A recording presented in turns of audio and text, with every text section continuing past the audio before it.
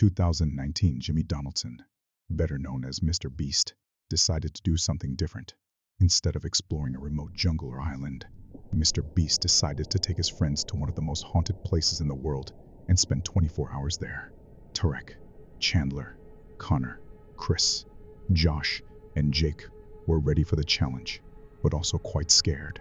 They packed their ghost hunting equipment like EMF meters, infrared meters, night vision cameras, lots of batteries, flashlights, and walkie-talkies, and headed to Ohio State Penitentiary, a prison that had been closed for years and was believed to be one of the most haunted places in the world. As soon as they entered the prison, they understood why people found this place so frightening. The six-floor structure, spread over 100,000 square feet with 100 jail cells, looked extremely eerie. The guard told them that in 1902, 930 a fire had killed 300 inmates in that prison. Many prisoners died fighting with each other, and some even took their own lives. It is said that many of those prisoners' spirits still roam the prison.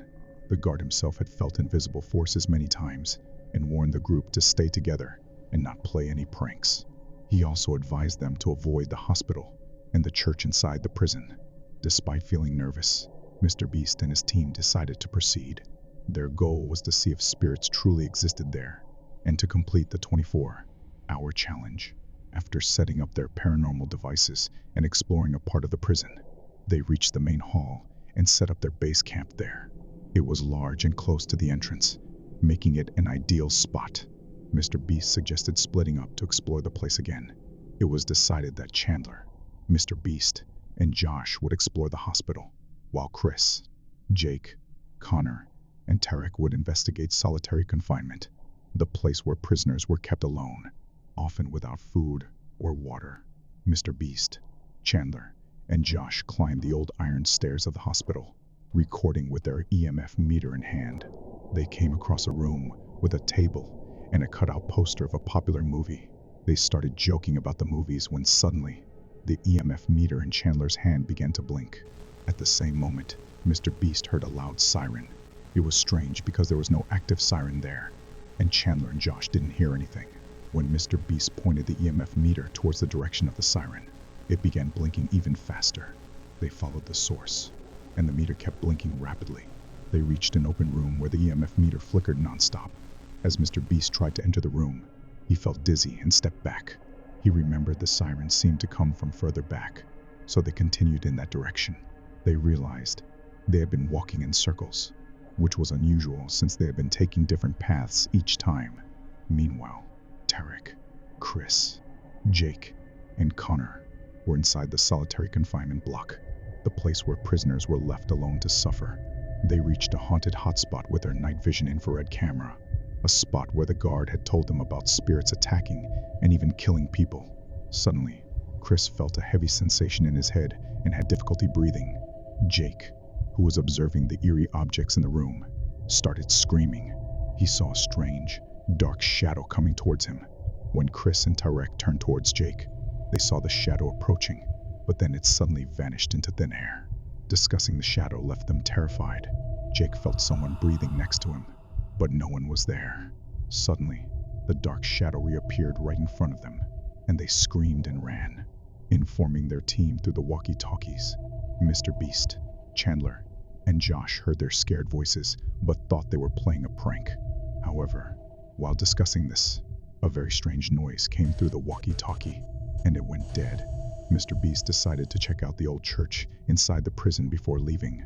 The church had once been an execution hall where people were hanged, and it was believed that the spirits of those executed still roamed the area. Pretending to be a priest, Mr.Beast sat Chandler down, thanking him for coming, and started talking about the place being haunted. Suddenly, his walkie-talkie buzzed again, this time with Chris asking for his location. Mr.Beast joked and gave his location, but then a strange disturbance followed, and they heard a woman's voice saying, "It's raining outside." The voice was not normal. It sounded eerie and creepy. Chandler even felt that the woman was laughing strangely. The voice suddenly stopped, leaving them confused.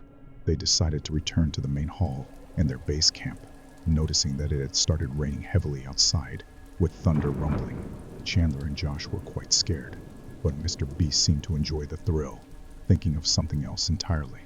Back at the base camp, they shared their experiences and began to confirm that there was indeed something paranormal in that prison.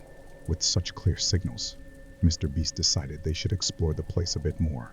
He proposed playing hide and seek inside the haunted prison so they could explore different areas.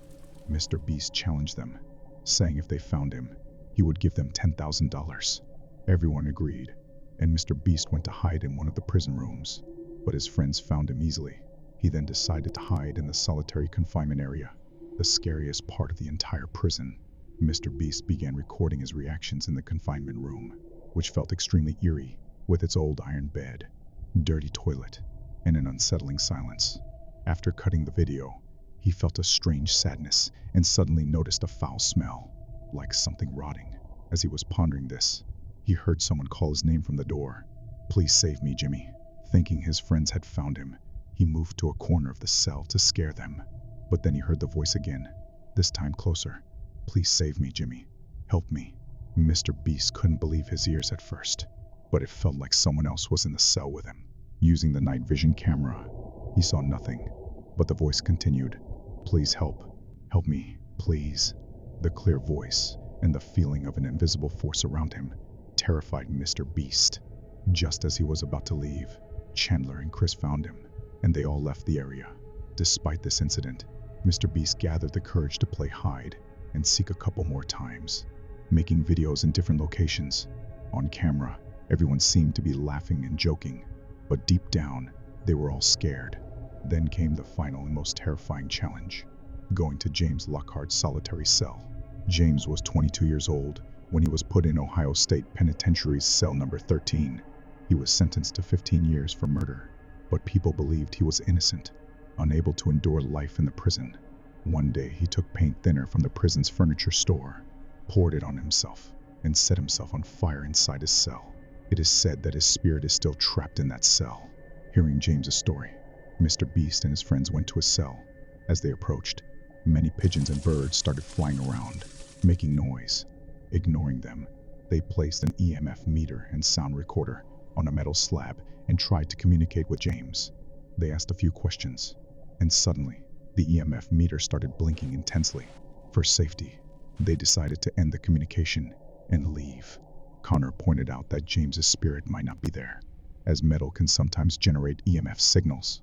But then the EMF meter buzzed again, and Connor felt a sudden chill and couldn't breathe. They sat him down and asked James's spirit if he was causing this. The EMF meter blinked more intensely than ever. Connor's eyes began to burn, and he felt even colder.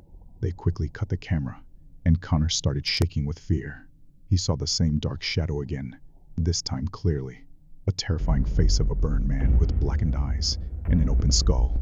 The shadow slowly approached Connor, who was writhing in pain. Seeing this, Mr.beast decided they would spend the rest of the night in the main hall and leave as soon as morning came.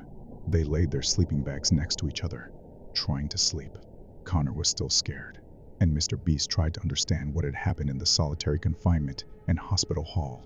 As they took painkillers and tried to sleep, Tarek took a shot of everyone sleeping. Just as they were about to sleep, the previously dead walkie-talkie buzzed again. A strange voice came through. "I am James.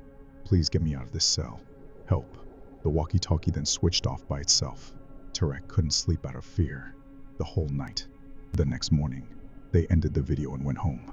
Mr.beast included some evidence in the video, but couldn't record everything, as they couldn't tell whether it was all real or their minds playing tricks on them. What do you think? Was it all real? Is Ohio State Penitentiary truly haunted? And would you ever take on such a horror challenge? Let us know in the comments. In a remote town called Millfield, there existed an old, eerie prison known for its haunted activities, which had claimed many lives. This bizarre and haunting tale is so spine-chilling that you might think it deserves a Hollywood movie. However, let me assure you, this is a 100% true story. This incident took place just after the Spanish flu pandemic had spread across the world, claiming countless lives. Many of these unfortunate souls also perished in the prison in Millfield. Let's dive into the story from the beginning and add a terrifying twist of entertainment. Millfield had an ancient prison where very few inmates were brought in, mainly those who had committed heinous crimes. It was a place of extreme isolation, where prisoners barely got to meet anyone, and their lives became utterly miserable. It was often compared to the infamous Alcatraz. Close to Millfield was a small village that faced a terrifying menace from a gang of bandits around 1915.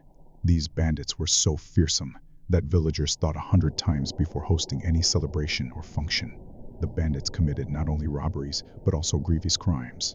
Taking lives was just a normal thing for them.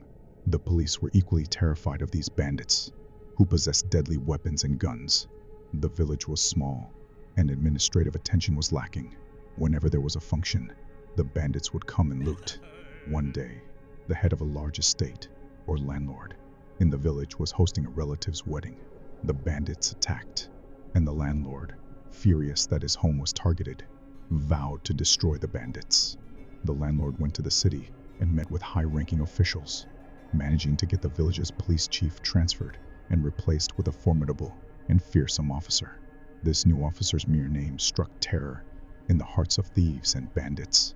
When the bandits learned about the new officer, they arrogantly claimed they weren't scared. 35 days after the officer arrived, there was another wedding in the village. The officer knew the bandits would come to loot and strategically placed his officers all around. When the bandits arrived, the police were ready and captured them all, 35 dangerous criminals who had committed severe crimes. The bandits were quickly tried and sent to the same prison in Millfield. Until now, there had been no paranormal activity in this prison. It was a normal prison, but isolated from the world. The 35 bandits were sent there, along with a few other prisoners. The leader of the bandits naturally became the leader in the prison, with his imposing presence and 30 men under his command. The other prisoners had no choice but to fall in line. The prison started to feel like a fortress to these bandits. Initially, they found it difficult to adjust, but soon enough, they began to think of the prison as quite a comfortable place. They didn't need to worry about robbing anyone or escaping. As time passed, they spent 7 years there. Out of the 35 bandits, 30 received life sentences, while 5 were released. The 30 remaining bandits ruled the prison like their kingdom. Then, in 1921-22, the prison's cook contracted the Spanish flu. Due to the infection, all 30 bandits caught the flu, as did the other prisoners, and gradually, everyone perished. The Spanish flu spread so dangerously that the prison had to be shut down temporarily. In those days, people believed in such omens more strongly. The prison was closed because people were too afraid to leave their homes, let alone commit crimes. For the next 10 years, the prison remained entirely shut down. Many people had died, and the authorities thought it was best to leave the prison abandoned, as it was too isolated from the world. 10 years later, the prison reopened. Initially, no prisoners were brought in, but soon 7 prisoners arrived. After only 2 days, they began screaming and muttering about seeing someone sitting or wandering around their cells at night. The officials found their claims hard to believe. The real horror began when 3 of the prisoners were found dead in their cells one morning. Their necks had marks as if they had been strangled, but who could have done it? The prisoners were kept in solitary confinement cells. How could they have died this way? Out of the 7 prisoners, 2 lost their sanity, claiming they saw someone coming for them, trying to talk to them. They began talking to the air, running around, banging their heads against the walls. The remaining 2 prisoners begged the officials to release them, fearing they would end up like the others. During this time, more prisoners were brought in.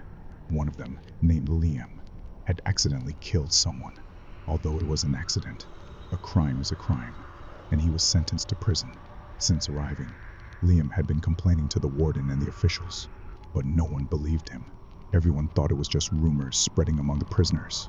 One day, about 25 days after arriving, Liam had a strange dream. He saw a tall, muscular prisoner wearing prison clothes, carrying a tray of dead rats. The figure walked into the kitchen, dumped the rats into a large pot of stew, and stirred it vigorously, while laughing maniacally. Liam woke up with a start, realizing it was just a dream. Liam was extremely frightened and told the other prisoners about his dream. The others were getting ready to eat and asked him why he wasn't joining them. Liam said, "Guys, don't eat today's food. I had a dream that anyone who eats today's meal will die." The other prisoners thought Liam had lost his mind. They laughed and said, "Liam has gone crazy like the others who claimed this prison is haunted." Everyone had heard the stories, so they dismissed his warning. They thought he was just another prisoner who had lost his sanity. Liam, however, was determined to save everyone. He ran around the prison shouting, "Don't eat the food. You'll die if you eat it." Even the officials and the warden heard him. The cook asked Liam, "Are you crazy? I cook well every day. What nonsense are you spreading?" But Liam continued to warn everyone. "Don't eat the food," he yelled. None of the prisoners believed him. Eventually, Liam stopped trying and did not eat. The others, however, ate the food, unaware of what was to come. By evening, they all went to sleep in their cells. What happened during the night remains a mystery, but by morning, all the prisoners were dead. Only Liam, the cook, the warden, and a few officials survived. The prison was in shock. They couldn't believe what had happened. Liam had been right all along. Liam was even more terrified now. He pleaded with the officials. "I warned you. Please, don't let me die here. Send me somewhere else. I don't want to die." The officials decided to place Liam under constant supervision. The prison was shut down again, and Liam was transferred to another facility. He spent the rest of his life in that new prison, under close observation. Periodic medical checkups revealed that while Liam hadn't lost his mind completely, the trauma had deeply affected him.